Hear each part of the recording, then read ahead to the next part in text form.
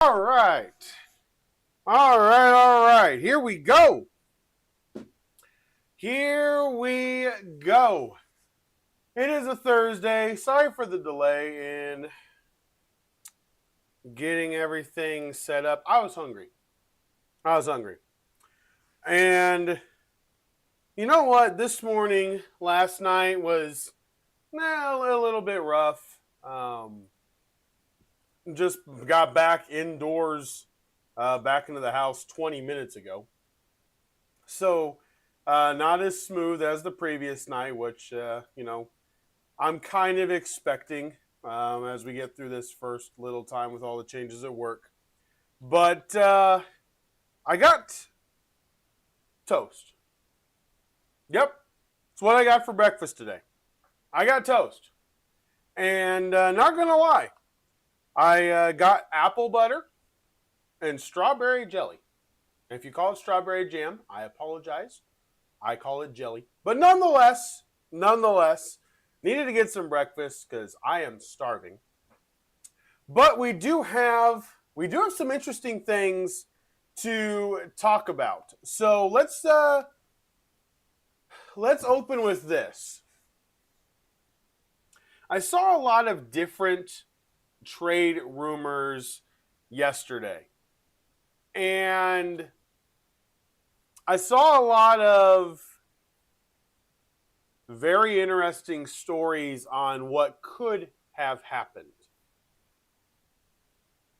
You guys, if you watched yesterday, you guys know, I believe the Bills screwed up not making a trade for a defensive player. The Bills team, in my opinion, is not deep enough to be able to make a true playoff run. Now, they are my Super Bowl pick. Like, I love the Bills. I want them to win 1,000%, hands down. I just don't. I don't see why certain teams didn't make moves. And there's another aspect of this where I don't understand why moves that teams made after the deadline don't make any sense to me. Primarily this. The Arizona Cardinals put Kyler Murray on the IR yesterday. I did some digging, and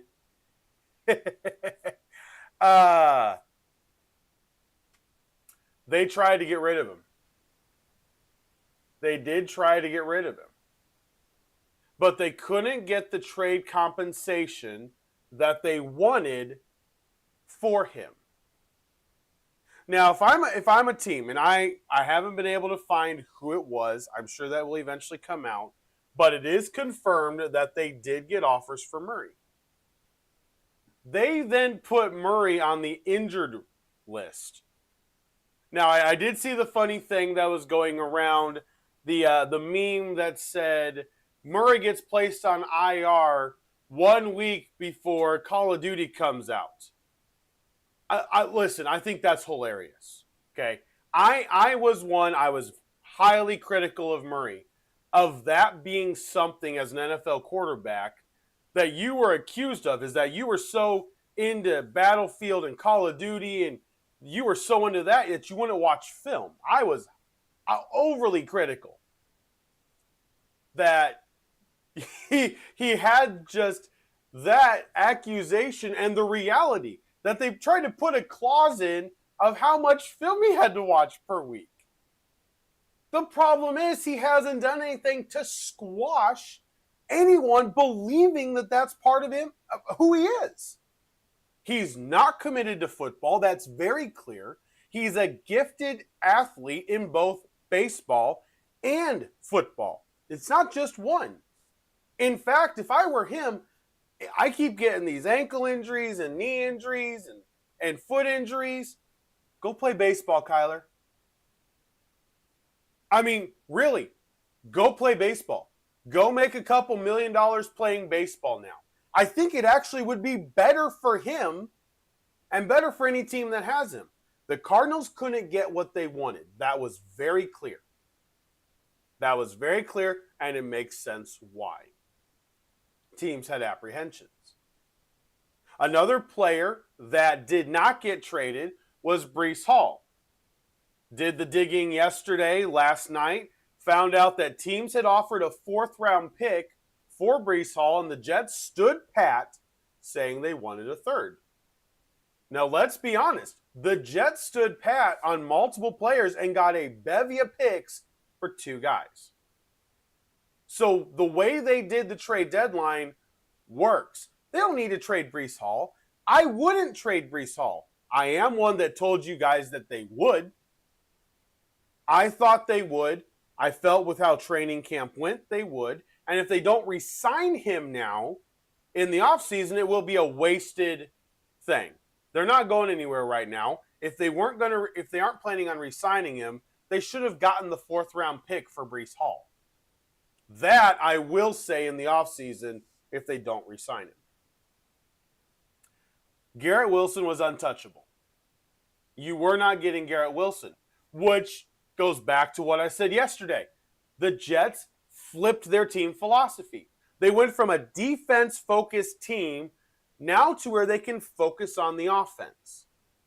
Now, I do not believe the Jets and the Rams are the same organizations. Clearly different owners, clearly different past and history. But the Rams built a great team, spending money on offense, drafting pieces, but then drafting young on defense. Defense was young, offense is outrageously experienced. And it works. The Jets had tried that. Sauce is into his 2nd contract. Quinnen is 28 years old. And I liked this take, and I cannot take credit for this. I will not take credit for this. We know this, but it was brought, there was a take, it was actually Colin Cowherd that brought it up. He goes, Sam Darnold with the Jets looked awful. Geno Smith with the Jets looked awful.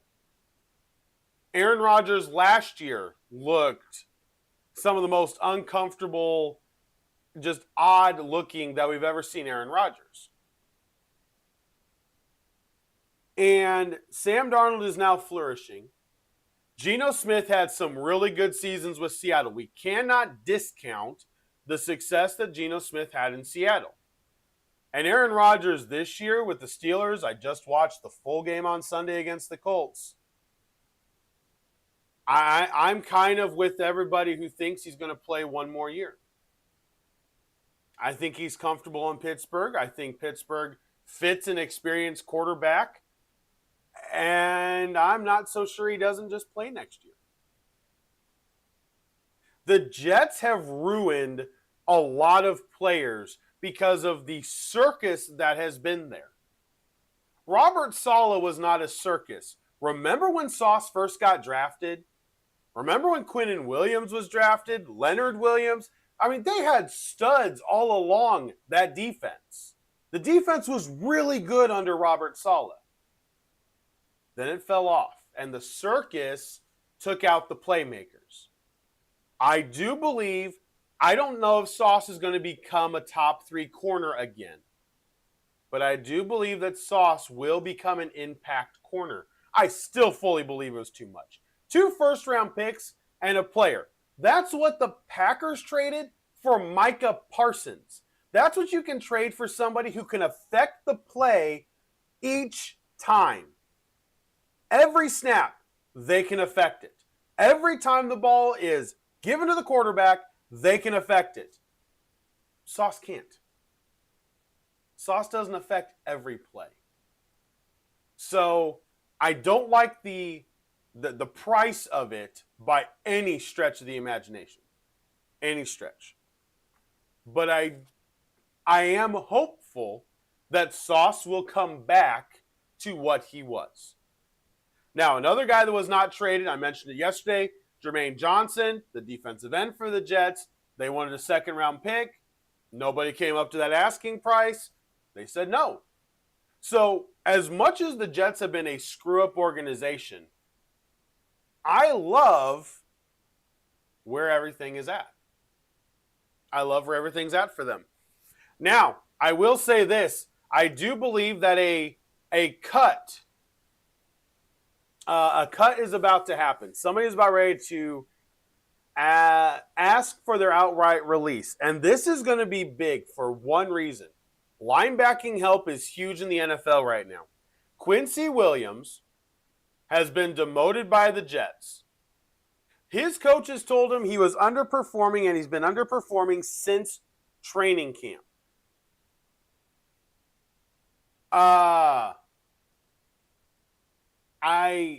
Okay. Who's been overperforming on that Jets defense? Give me a break. I mean, really? So, I fully believe 100% Quincy Williams is going to ask for his outright release. He'll get released, and then he will go sign a contract with another team. Buffalo could use him 100%. Kansas City, not so much. Not so much. The Chargers could use him. I know the Jaguars could use him. Lions, kind of. I don't think the Eagles are going to go after him. The Rams may, depending on how they feel about their other linebackers besides Landman. But the reality is I think he will end up asking for his outright release. He'll get it, and then he'll be able to sign. All right. So another thing that is now going on is everybody's trying to figure out, so what does the rest of the season look like? And that's where I want to kind of go now. So what does the rest of the season look like? Let's go through the standings, and we're going to go not division, we're going to go conference, okay? We're going to go conference, and then we're going to look at the current draft projections and kind of play things out. We're halfway through the year. The trade deadline is done. You're going to get outright releases. You're going to get people that demand to be released. That's going to happen over the next 2 weeks, like I said. But what does the outlook have now? So looking at the AFC, and it was really interesting yesterday, and you can kind of tell people are starting to get a little bit wise and are coming over to my side of the fence when it comes to the Indianapolis Colts. In most power rankings this week, the Colts were barely a top 10 team. And I do believe that that is accurate. And here is why. Against the Broncos, the Rams, and the Steelers, the three best teams that they have played, and even the Cardinals. The offense hasn't looked fantastic. The running game's actually been pretty bad. And against good defenses, they struggle. Against complete offenses, their defense is almost a sieve. Against good offenses, not great, it's good. So here's where I am really at with the Colts right now. The outlook is this. The Colts are 7-2. Patriots are 7-2. And the Broncos are 7-2. So I want to go here because it's a little bit different. What's the biggest thing about those top three teams? Okay. Number one, the Broncos lead the league in sacks, and it's not even close. The Denver Broncos have 40 sacks as a team this year. 40. The next closest is second place. The Lions have 28. I ain't kidding you.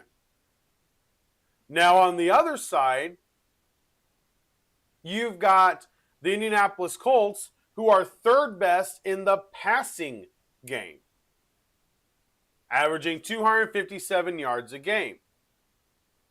The Broncos, when they came to Indy, controlled the Colts, and if it wasn't for a missed field goal by Lutz, And honestly, I think maybe Sean Payton probably would have punted with, because it took so little time to get him into field goal range. I really think he may have punted if he could redo it over. I do know Sean McDermott, we're going to get to this in a second. Sean McDermott would have changed his mind, and we're going to get to that here in a second.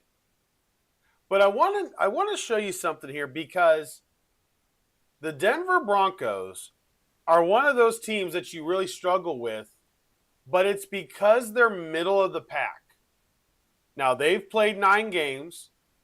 They average 213 passing yards a game. The number one team is the Rams at 258. And then you have the rushing stats, though. They are top 10. The Denver Broncos actually average more rushing yards per game than the Indianapolis Colts. They are back to back. Broncos average 133 and the Colts average 125. So right now, if you size up everything, the Broncos are better than the Colts. But there's this team called the New England Patriots, and this team is so confusing. They average 112 yards rushing a game. Passing, 1, 2, 3, 4, 5, 6, 7, 8. They are 9th best in the league at 238 yards a game. Passing. They have allowed, here's the bad part, 34 sacks. The team that has allowed the most is Cam Ward and the Tennessee Titans at 38. So the Patriots have trouble protecting the quarterback.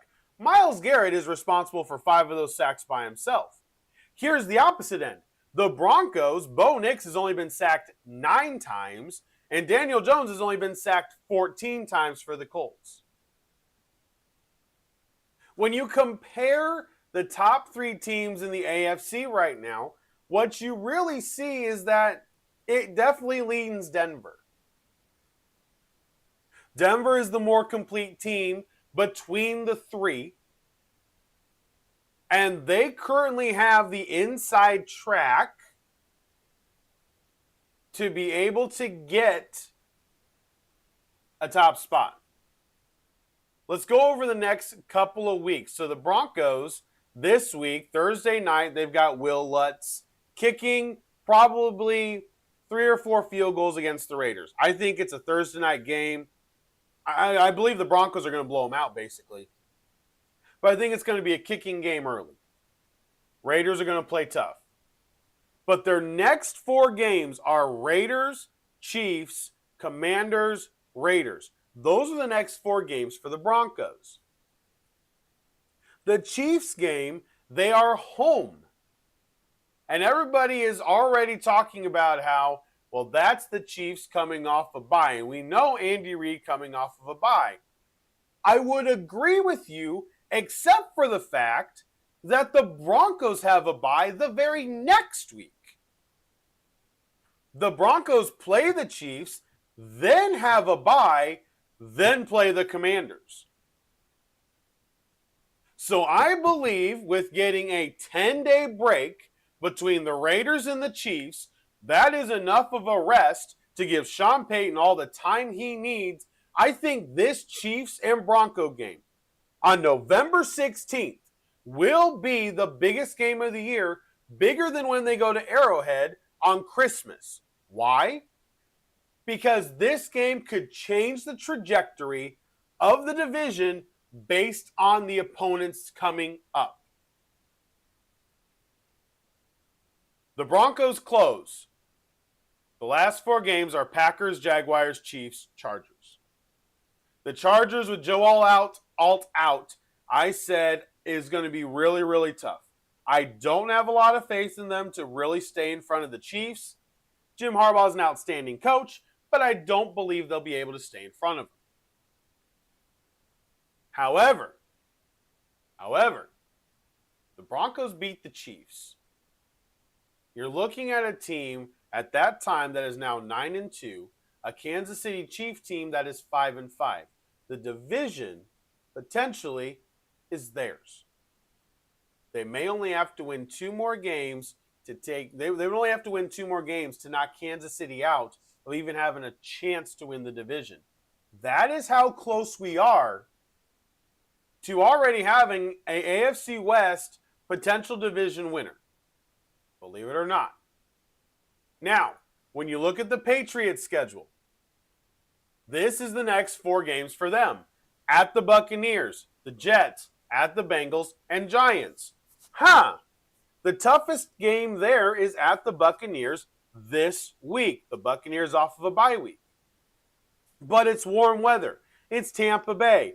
Now it's, it may be really windy. I'm not sure what the weather is going to end up being with all the, wonderful fall weather they are having down there in the ocean.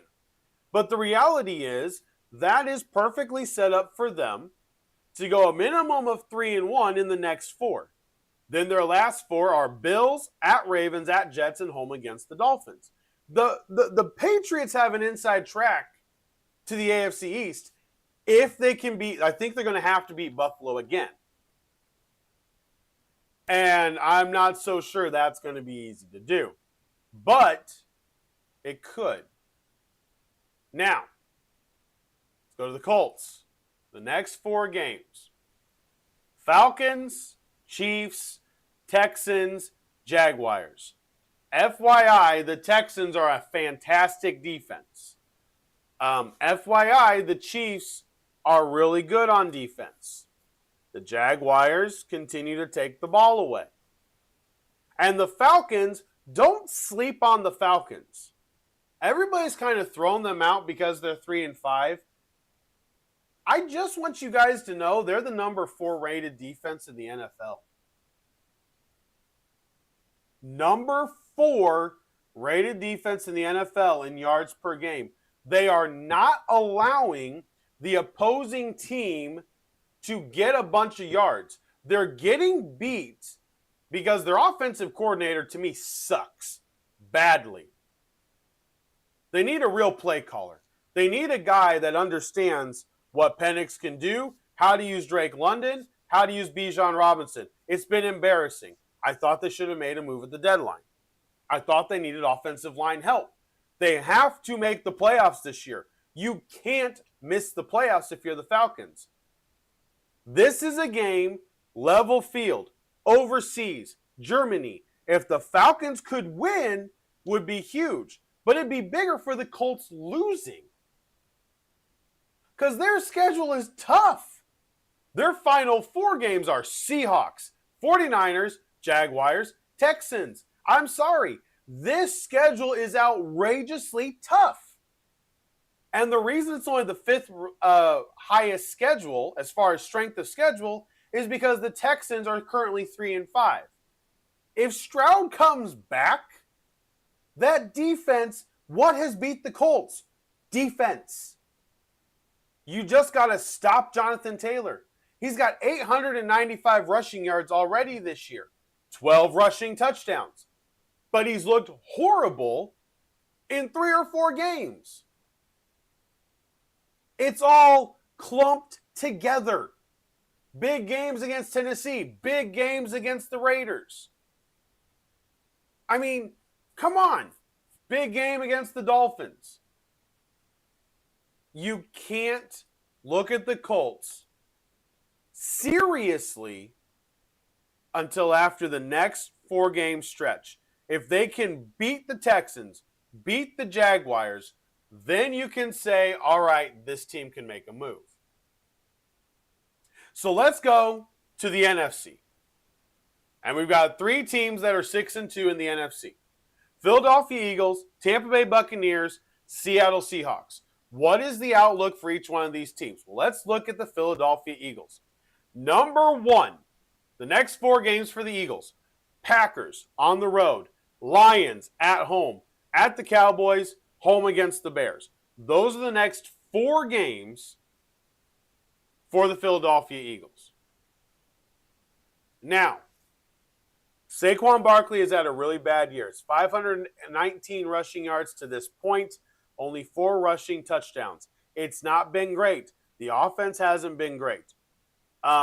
In fact, It's kind of been pretty bad. The Giants have only 11 less points scored than the Philadelphia Eagles this year. There's not a big disparity. Okay, the Eagles' offense is questionable. Packers, this is a big game for the Packers and the Eagles. Why? If the Pack win, they've got that tie, which helps their percentage. The winning percentage changes because of that tie. And it's really weird, and it's an aspect that I'm happy we don't have with the Jaguars because I was terrified of that happening.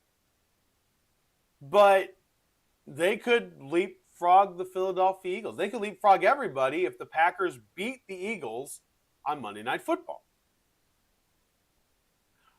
Now they've actually got 9 games left. They don't have a bye week.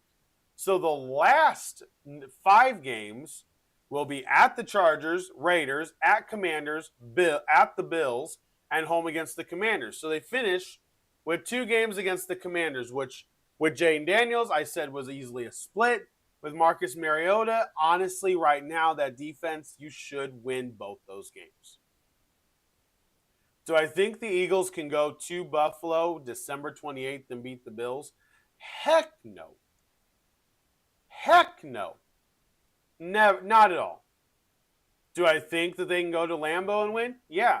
Do I see a path for them to be 13-4?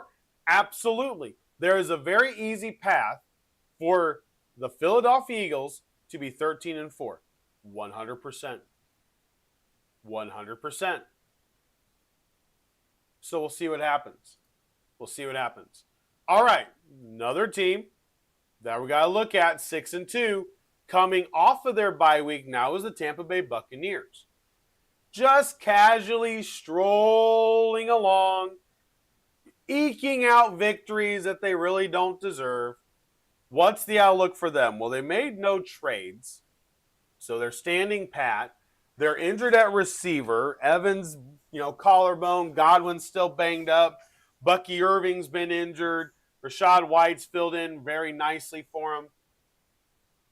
The next 4 games for the Bucs are actually vital, extremely vital.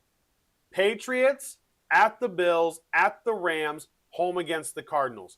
Those 4 games will dictate how much opportunity the teams behind them in their division have to win the division. Why? I am glad you asked. Because after that Cardinal game, you go Saints, Falcons, Panthers, Dolphins, Panthers. Those are the last 5 games they close with. So the next 4 games are vital for the Buccaneers to be able to get through to make it to that spot. If you can get there with only 4 losses, the Saints always play them tough. That was an ugly game in New Orleans. The Falcons are going to be, their lives are going to be on the line when they play the Falcons. The Panthers don't count out a team that can run the football. A team that's just scrappy. I mean, the Panthers, it is such a confusing thing. The Panthers have scored 170 points this year. They've allowed 205. They're 5-4. The Falcons have only scored 143, but they've only allowed 178, which is just as much as the Bucs have allowed. The Panthers are sitting there lopsided, but above 500. The Falcons defense has done its job, and they should be at 6-2 with the Bucs. They should be. But they're not. The offense, I do not like the game plan. The offensive line needs another offensive lineman. I know one of their main guys is injured. I get it. But this is the NFL. You've got to play. The Falcons are now 3-5. The Panthers are 5-4, and the Bucs are 6-2. For the Bucs to win this division, they've got to go at least 2-2 in the next 4, or you really open up the door for Carolina and Atlanta to just have to upset you once to be able to potentially steal this division away. But the outlook looks pretty good. Now, the last team is the Seahawks, and the Seahawks made such an underrated trade. I don't think people are giving the Shaheed trade enough credit. Everybody's going to be clamoring if he ends up getting injured. They're going to be like, oh, you gave up a 4th and a 6 for Shaheed. He got injured. It's worthless. I understand. I understand the apprehension. But let's just say he doesn't get injured. You now have one of the top 5 fastest wide receiver duos in the NFL. Congratulations, Seattle.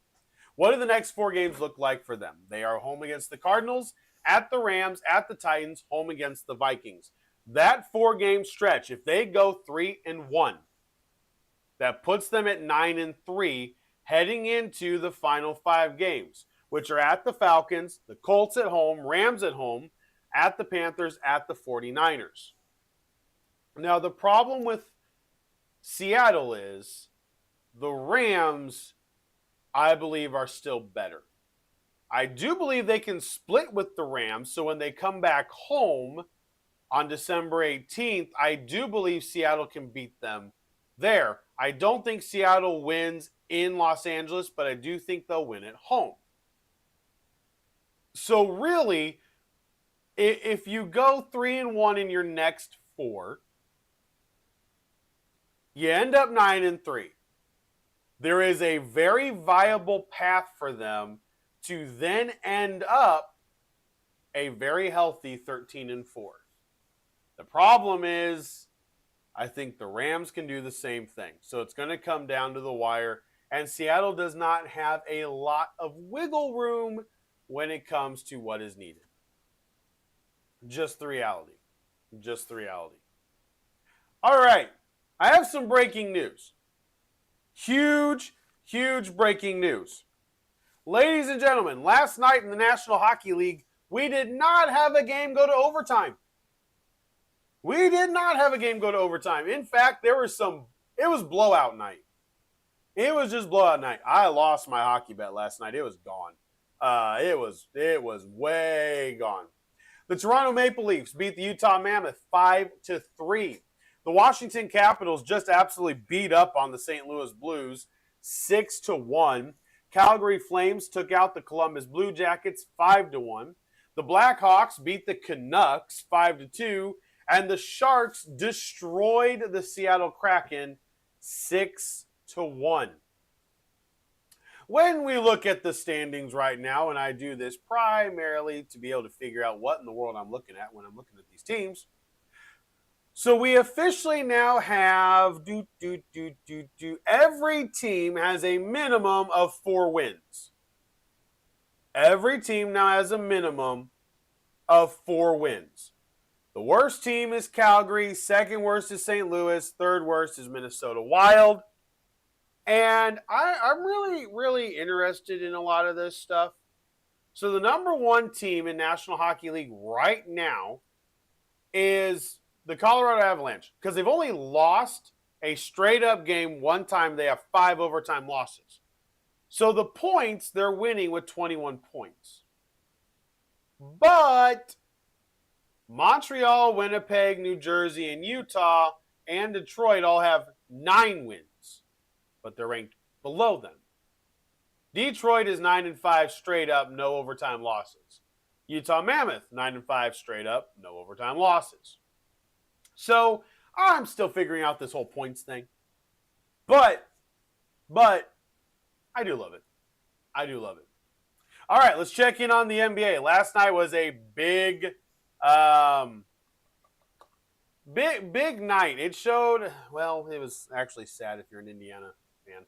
But nonetheless, the Cleveland Cavaliers beat the Philadelphia 76ers 132-121. The Detroit Pistons at home knocked off the Utah Jazz 114-103. The Indiana Pacers blew up. The fourth quarter they imploded.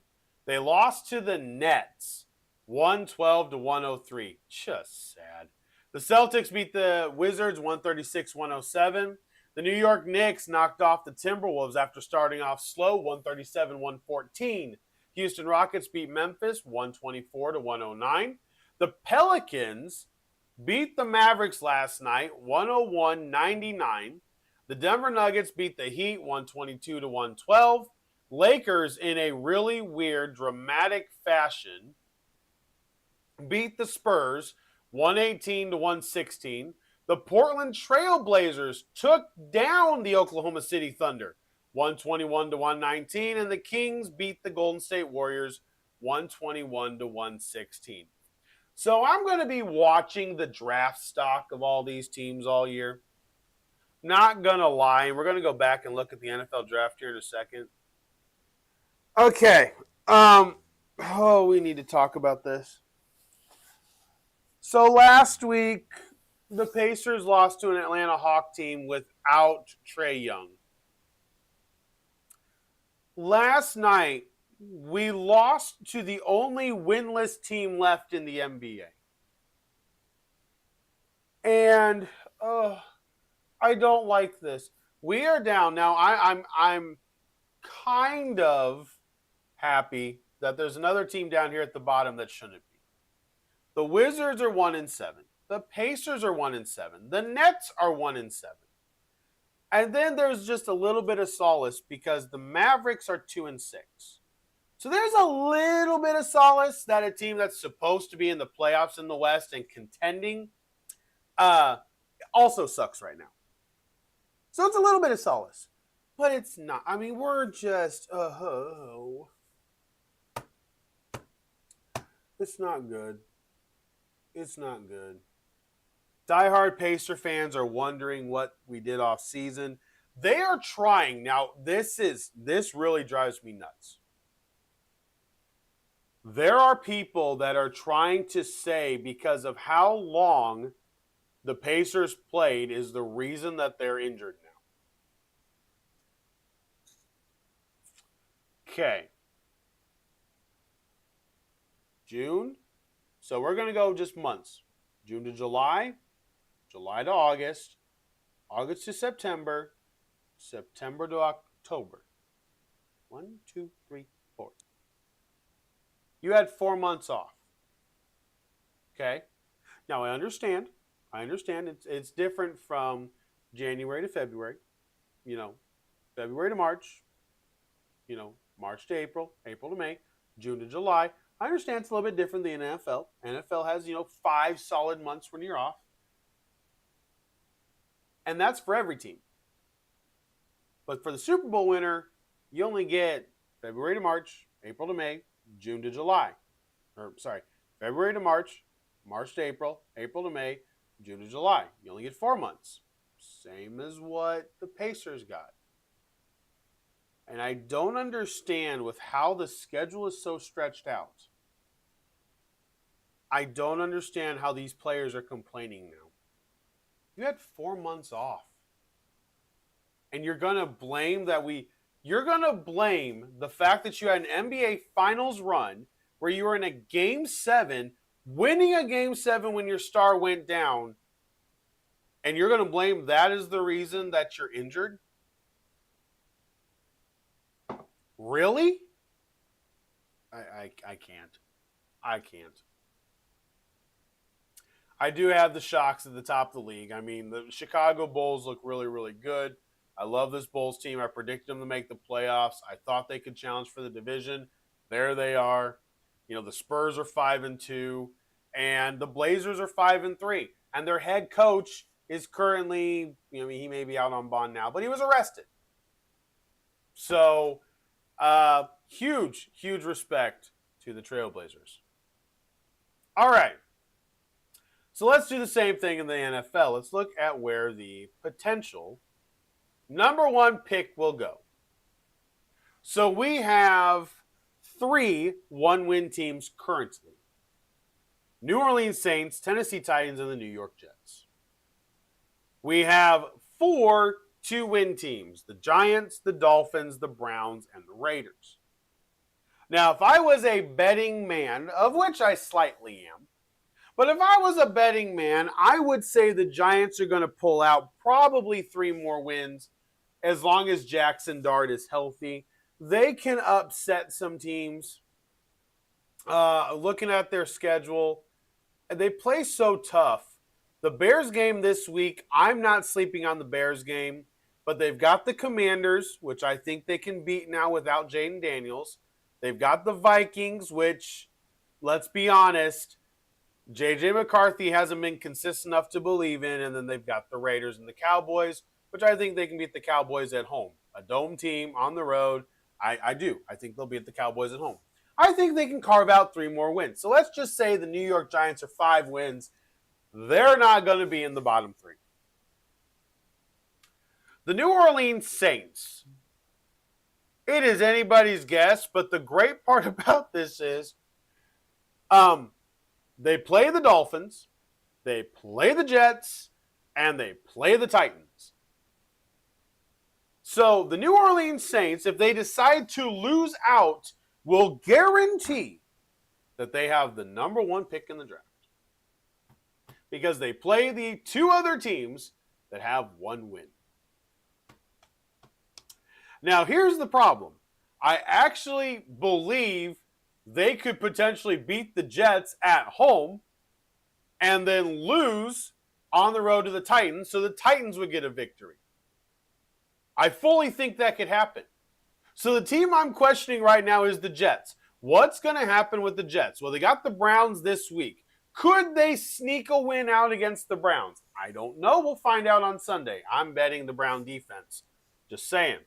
But they have this one game. They have this home game against the Dolphins. And this is what makes me laugh and why I love the NFL and sometimes just love the whole draft thing. Because each one of these fan bases are now looking to next year. They're done looking at this year. They're looking at 2026. They're watching more college football now than they watch on Sunday because they want to know who can their team get in the draft. That's what they want to know. Here's the great thing. If the Dolphins lose out, they could end up with the number 1 pick. And I have said, I would love the Titans to get the number 1 pick because I love a team that doesn't need a quarterback in a quarterback draft having a top 3 pick. Well, the Dolphins could really make things interesting. What do you do with Tua? You would officially have to make a decision on Tua Tagovailoa at that point in time. What if the Dolphins ended up with the number 1 pick and the Titans ended up with the number 2 pick? That would mean the Jets would... Actually, I don't know. That means they would beat the Browns and the Saints and end with 3 wins. So they would be sitting probably 3rd. Or no, they'd be sitting 4th because the Saints would probably still be there. I mean, the way that this can work out is almost as fun as thinking about how the playoffs are going to play out. It's great. Absolutely love it. It's fantastic. So, what's the middle look like for both sides? Okay, let's go back to the conference here. Let's go. What does it look like? Is there any team that can come from below and get into the playoffs as we close everything out? To me, there is a team. There are 2 teams on both sides that you have to watch. Number 1, you've got to watch the Texans and the Ravens. They're right next to each other. They are 9 and 10 in the AFC. A lot of people have thrown the Texans out. Here's the problem. They are 3 and 5. They are the opposite of what the Panthers are. They're 3 and 5. They have a plus 47 point differential. Yeah, they've only allowed 121 points this year. They've scored 168. A lot of that, I believe, is the offense learning everything. I don't like that Stroud's injured playing Jacksonville. I've got Jacksonville this week because of Stroud being out primarily. I think it's going to be an ugly 9-6 game. I think it's going to be outrageously ugly. Play both defenses in fantasy. I don't think there's a lot to this game, but it's a very big game for both teams. It really matters because whoever wins can keep pace with the Colts easily. Whoever loses is banking on other teams losing to try to sneak into the wild card. So it's a huge game. The Baltimore Ravens are now 3 and 5. They are 2 games behind the Pittsburgh Steelers. Don't look now, Pittsburgh, but Baltimore is back. They're getting healthy. And they are another team. So realistically, in the AFC, I believe there are 10 teams that are able and can make the playoffs today. Halfway through the year, 10 are still in, 6 are out. Bengals, done. Raiders, done. Browns, we knew they were done. They were done before the beginning of the season. Done. Dolphins, suck, like I told you, done. Jets, done. Titans, done. So those 6 teams are out. So 10 of the 16 in the AFC could still make the playoffs. Now, we go to the NFC. This gets really hard. I believe there are legitimately 13 teams. Actually, I think there's legitimately 12 teams in the NFC that can still make the playoffs. Mathematically, realistically, there's 13. I don't think the Cowboys are good enough to make the playoffs. They're good at home. They just lost to the Cardinals, though. They're really bad on the road. And that defense is just awful. But there are 2 teams we really need to look out for in the NFC to shoot up, depending on how their schedule plays out. And yes, I am going to say it, and I can't believe I'm going to say this, but you've got to look out for the Carolina Panthers. And I believe with Jacoby Brissett, you've got to watch for the Arizona Cardinals. The Cardinals look so much better with Brissett at quarterback. There isn't a question who is the better starter for Arizona. Harrison looks better with Brissett. McBride looks better with Brissett. They don't have a running back. I would have made that trade. If Breece Hall was available for a 3rd round, if I'm Arizona, I would have made the trade. Connor's been injured. He's out. Benson's been injured back-to-back years, out. I would absolutely have made a trade for Tony Pollard, made a trade. I mean, shoot, I would have gone and gotten Jerome Ford from the Browns for a 6th-round pick. Just get a little bit of something in that running back room. I think they really need it. But watch for the Panthers at 9 and the Cardinals at 12.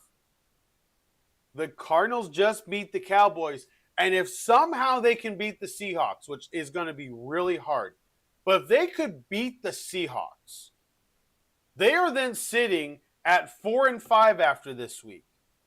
Don't count out the Arizona Cardinals to get into a wild card that's going to be really, really, really close.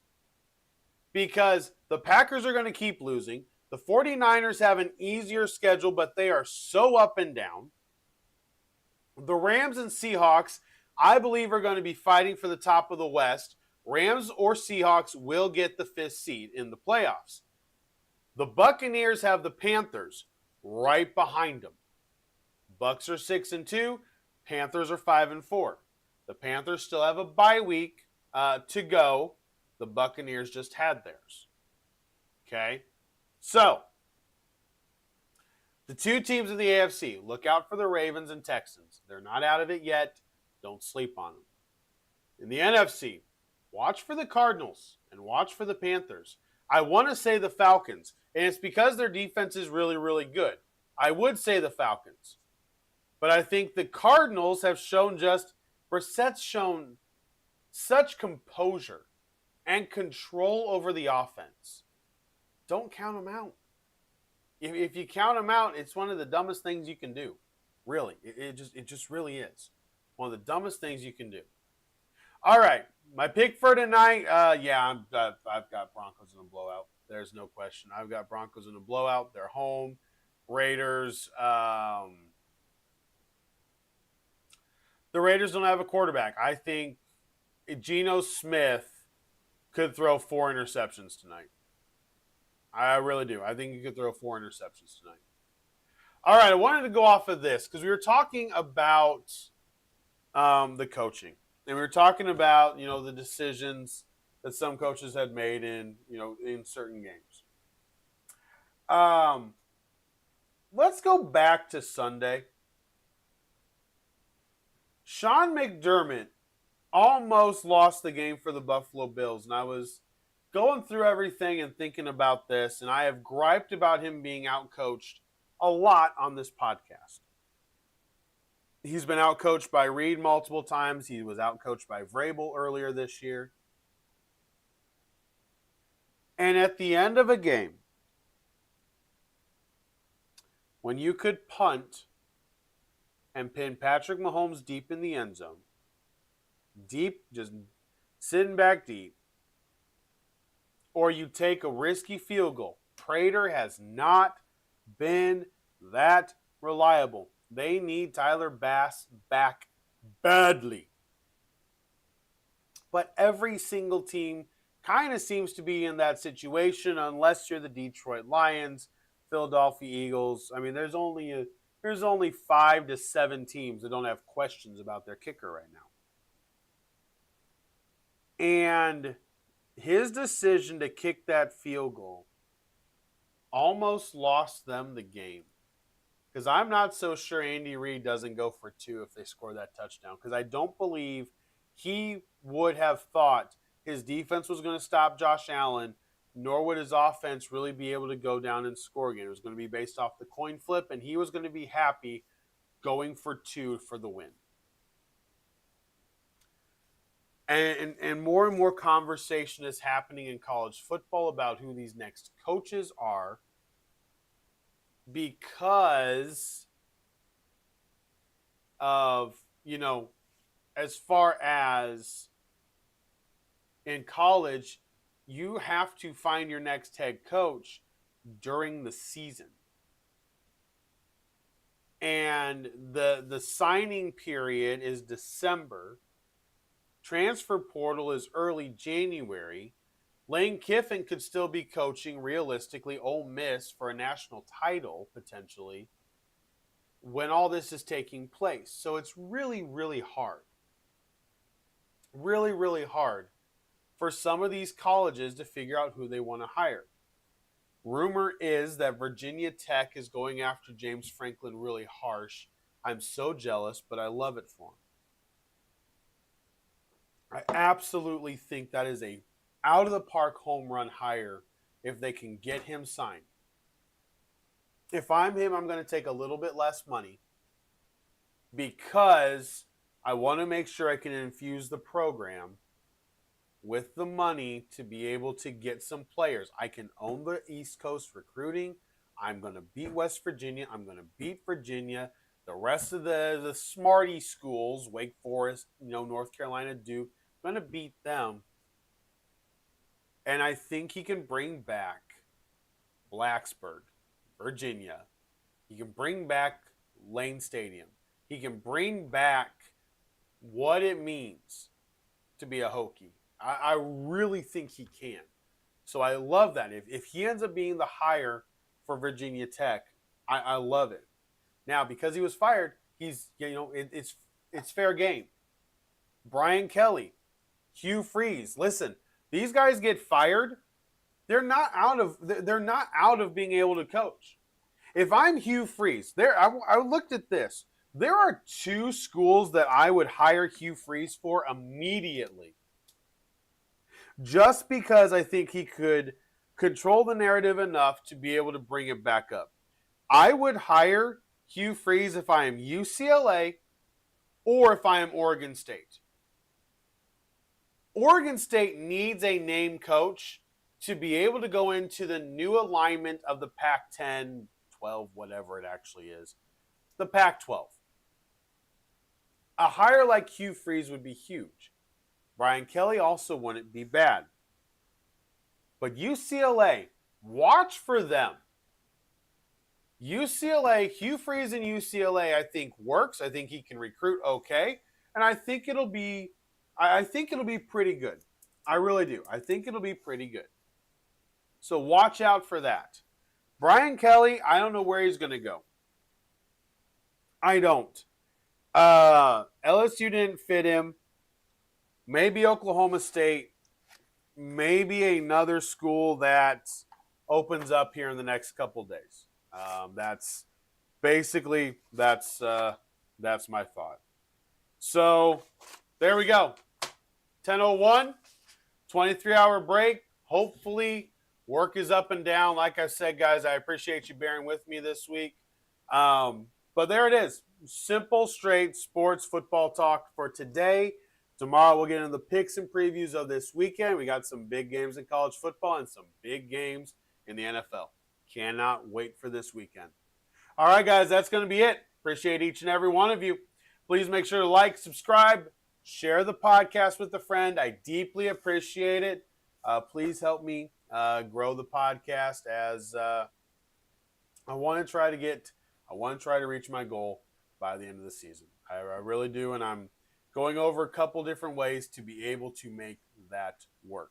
So I appreciate each and every one of you. Thank you so much for hanging out with me. Let's take a 23-hour break, and we'll be back, hopefully, and we'll rock and roll then. As always, guys, make it the best day you can. Make it the best Thursday you can, and I will see you guys tomorrow morning. Until then, for Sports Talk with Hawk, I am Hawk, and I'm out. Have a great day.